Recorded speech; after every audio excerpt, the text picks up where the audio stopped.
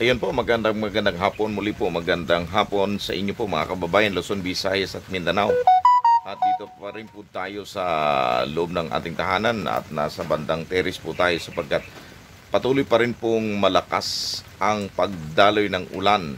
Kaya mga kapatid, tunghayan po natin ang nagaganap sa atin pong bansang Pilipinas. Tignan po natin makaganapan sa iba't ibang panig po ng ating bansang Pilipinas.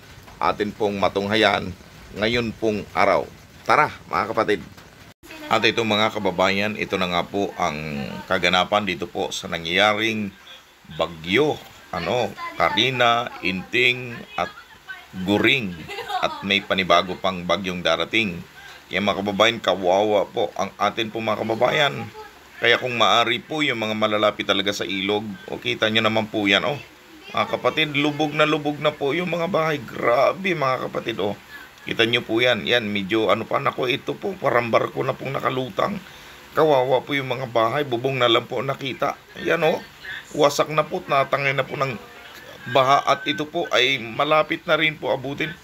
At naku po, ito po yung kawawa po itong mga tao.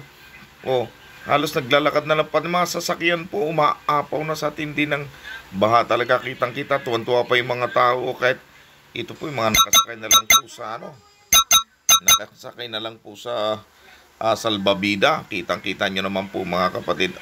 Pagkakadami talagang binahan itong bagyong ito. Kaya mga kapatid, manalangin talaga tayo. Kasi wala na po kasing madaanan ng tubig. Puro dami ng kasing bahay. Kaya pag mula ng malakas, pati ho sa EDSA, na po, pati ang bus punong-puno na ho ng tubig. Naku po, kawawa naman itong bus na ito. Baka ito'y masira. Ayun, maraming salamat po mga kapatid sa inyo pong pagtunghay at pagsama at panonood. Salamat din po sa inyong pag-comment at salamat din po sa inyo pong pag-share sa aking mga video. Maraming salamat po at dalangin po natin po mga kababayan sa bansang Pilipinas na iligtas po tayo sa mga bagyo na dumarating sa ating bansa. Iligtas po ang ating mga kababayan lalo na po nasa mga mababang lugar. Mga kapatid, ingatan po kayo ng ating Panginoong Diyos sa Mikawayan, sa mga sa Bukawi, sa Marikina River at sa iba't ibang panig po na mababang lugar. Naway ingatan at iligtas po tayo ng ating Panginoong Diyos.